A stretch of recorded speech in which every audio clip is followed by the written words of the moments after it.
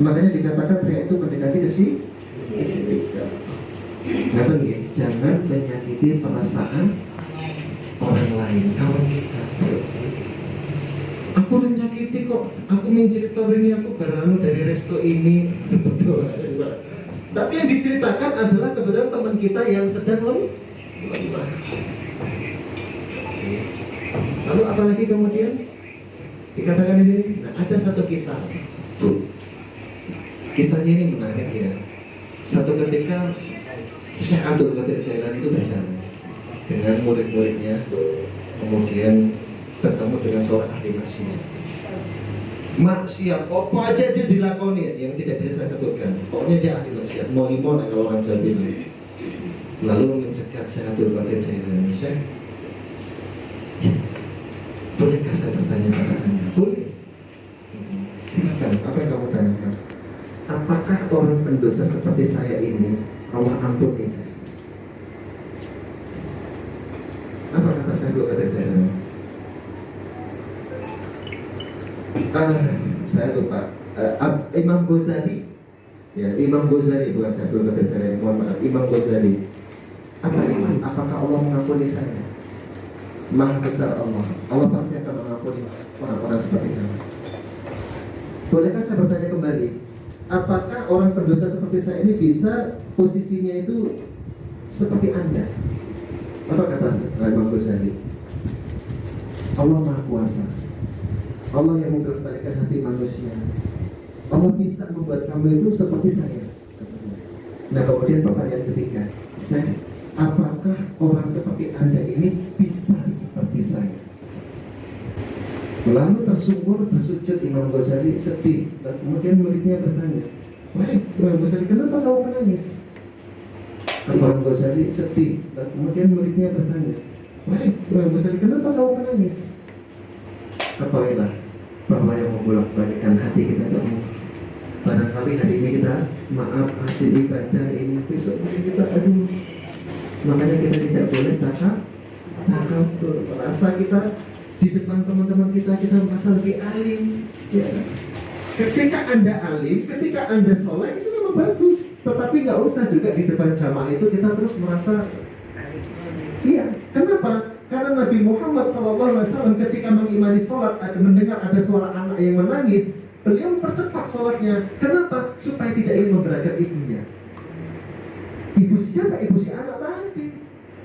Tapi bayangkan sekarang ini Pak, ya, sholat taraweh 1 juz kira-kira beripun kakinya masih kuat insya Allah. Kesemutan kiri kan ya. Tapi itu diumbuk ini bagus kok 1 juz dan mengabaikan hak-hak jamaahnya. Boleh nggak begitu kira-kira? Apakah itu amal Rasulullah? Nah, mari kita sharing. Rasulullah mempercepat suatu ketika Rasulullah mengimani sholat, mempercepat sholatnya karena mendengar ada seorang anak kecil menangis. Kenapa? Karena tidak ingin menyusahkan ibunya yang menangis. Itu sifatnya. Ibu dari anak yang menangis tadi. Itu. Kalau kita malah ditambahin Pak 3 suratnya belum sampai juz 1 lah kasarnya. Sampai ada itu saya pernah ya di suatu tempat bukan di sini ya, di negeri sebelah pokoknya itu. Itu sampai ada bapak-bapak itu keluar dari shock karena nggak kuat. Terus sampai itu kita katakan batal. Nah, inilah bagaimana mungkin kita mendapatkan barokah dari Allah sementara kita tidak memahami hak-hak orang lain juga. Hak orang lain juga, hablum minallah orang lain juga. Nah, semoga Ramadan yang ke depan ini kita semua diberi kesehatan. Nah, semoga Ramadan yang ke depan ini kita semua diberi kesehatan. Kekuatan tidak di minggu pertama doang. Minggu pertama sampai gelar kloso Pak, sampai rata-rata sampai manu satawi nyampe. Tapi nanti mari kita lihat minggu kedua, ketiga. Dan minggu keempat ibu-ibu mulai kembali ke dapur ya. Ada masak kacang macam-macam ya. Masya Allah. Tapi tidak di sini Ibu ya. Yang pertama apa yang menguatkan supaya kita ini kuat menjalankan ibadah puasa. Tuh, monggo. Apa? Iya, setelah niat apa? Makan sahur. Nah, kalau nggak makan sahur ya aku. Gitu. Coba itu namanya mutih ya, kan menguatkan. Karena apa? Sebetulnya tubuh kita ini punya hak 30% udara, air dan apa? Benda padat, makanan. Dan apa hakikat puasa itu Pak Bu sebetulnya? Mohon maaf, para mungkin bapak-bapak yang muda ini, apa hakikatnya, kenapa Allah mewajibkan kita puasa? Karena wajib, yaitu kan hukumnya, hakikatnya. Mengendalikan hawa nafsu itu efeknya Pak. Nah, setelah kita menjalankan itu dengan baik, insya Allah kita bisa mengendalikan hawa nafsu. Untuk mengendalikan tapi apa gunanya kita? Dalam? Ya Allah, betul. Pak, kita ini tidak dapat omong sama. Mau dia presiden, mau dia wakil presiden, kita ini tidak dapat omong sama. Mau dia presiden, mau dia wakil presiden, mau dia menteri, puasa siang nggak makan, setuju? Siang nggak ngetes, setuju? Kecuali delik. Tahu kan delik? Kita sama Pak. Allah Subhanahu wa ta'ala itu ingin kita ini nggak ada bedanya. Karena yang membedakan kita ini sebenarnya apa? Amal ibadah. Saya nggak, Allah Subhanahu wa ta'ala itu ingin kita ini nggak ada bedanya. Karena yang membedakan kita ini sebenarnya apa? Amal ibadah. Saya nggak butuh posisi kamu, ketampanan kamu, ini kamu, enggak. Hakikatnya kita diajarkan untuk merasakan apa yang saudara-saudara kita itu sedang rasakan. Bagaimana rasanya satu hari nggak makan? Oh kok begitu Bung? Iya, kenapa? Karena di ayat selanjutnya itu dikatakan, ayatnya kan Bismillahirrahmanirrahim, ya ayyuhalladzina amanu kutiba alaikumus syiyam kama kutiba alal ladzina min. Nah, di ayat selanjutnya, ketika orang itu tidak mampu berpuasa atau karena sakit atau karena halangan, maka Allah berfirman apa di situ Pak? Mengganti hari atau membayar fidyah. Fidyah yang makan siapa? Iya. Itu betapa pentingnya. Kalau kamu nggak bisa melakukan karena sesuatu, karena darurat, karena apa? Yang bagi yang kuat ganti. Tapi nggak kuat memberi makan. Di situ Allah perintahkan, kalau kamu nggak kuat kamu sholat 1 hari full. Begitu nggak? Enggak. Tapi nggak kuat memberi makan. Di situ Allah perintahkan, kalau kamu nggak kuat kamu sholat 1 hari full. Begitu nggak? Enggak. Membayar fidyah, kasih makan. Supaya apa? Orang-orang miskin, orang-orang saudara-saudara kita yang lemah ini ikut merasakan. Minimal kalau kita nggak merasakan, kita ikut dengan mereka nggak makan, minimal dia merasakan makanan enak yang pernah kita makan. Itu dari itu. Sama Pak, manusia sama di hadapan Allah itu. Yang membedakan amal ibadah kualitas kita. Apa? Kedekatan kita, ketaatan kita kepada Allah SWT. Tapi secara fisiklinya sama. Makanya Allah perintahkan di ayat selanjutnya itu. Tapi orang-orang itu wajib paritutur. Iya tahu dari dulu namanya paritutur wajib. Cuman maknanya hakikatnya kita disuruh puasa itu Bang, supaya kita merasakan penderitaan yang dirasakan saudara-saudara kita yang belum mampu. Paling tidak ketika kita, saya ulangi sekali lagi, ketika kita tidak bisa ikut merasakannya karena kita sesuatu hal, kita sakit atau apapun, atau mungkin yang perempuan maaf ada sesuatu halangan, berilah makan, berilah fidyah yang orang miskin itu bisa merasakan makanan yang pernah kita rasakan makanan ini. Setuju? Nah, kalau itu diterapkan semua di dalam silaturahmi kita, insya Allah, kira-kira bertahan lama atau bertahan sebentar? Kenapa? Ada saling pengertian, asah-asih asuh, ya. Menjaga satu dengan yang lain, menjaga perasaan. Aku nak mengirim terus konsumsi dia ya. Iya betul. Insya Allah tidak usah digiring, tidak usah didikte, udah itu silaturahmi dengan sendirinya. Tapi saya sekali lagi kagum, saya juga ingin nanti insya Allah menjadi contoh buat saya pribadi dengan teman-teman yang bayangin dari tahun 81 sampai sekarang itu bukan waktu 42 tahun Pak. Ya Allah, di persahabatan ini kalau pernikahan itu usianya udah luar biasa, udah butuh berapa gitu.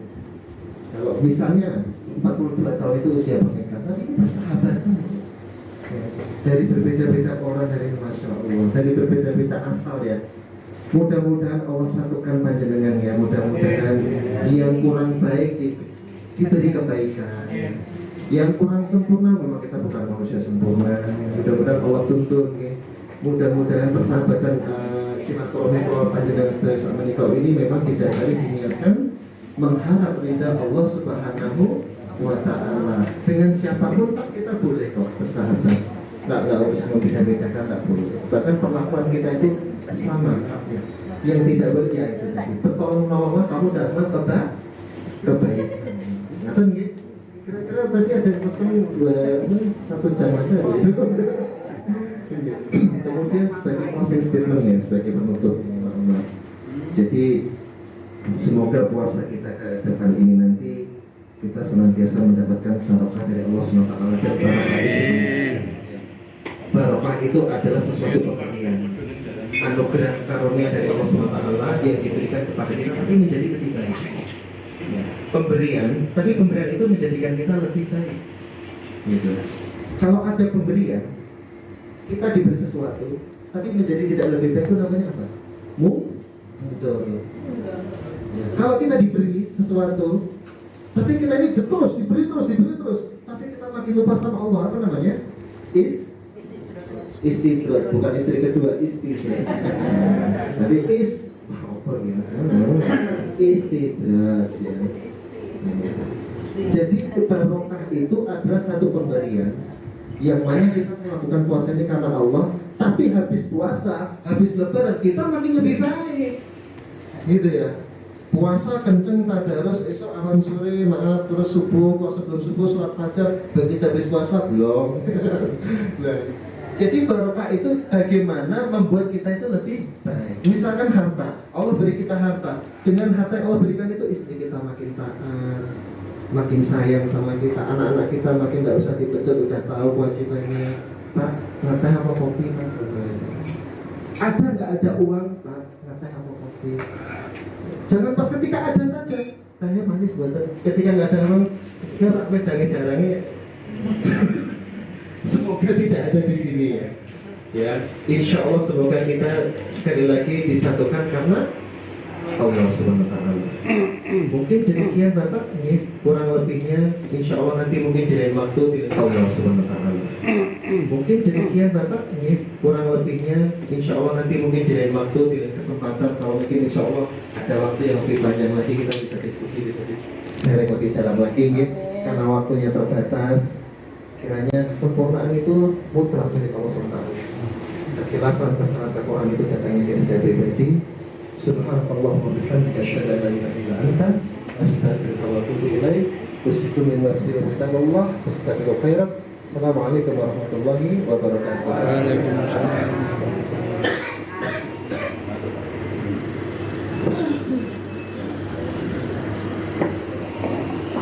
Oke, matur nuwun sangat Pak Ustaz telah memberikan pencerahan kepada kita semua. Namun demikian, minta izin ini kalau Pak Ustaz berkenan mungkin ada satu dua yang ingin bertanya gitu sambil nanti Pak Ustaz mungkin sambil kalau berkenan sehingga nanti maksi, anak muda itu tadi istilahnya maksi, makan siang. Jadi makan siang bersama. Jadi nanti kita makan siang bersama kalau jadi teman-teman semua mungkin ada yang ingin bertanya, monggo ini mumpung Pak Ustaz berkenan untuk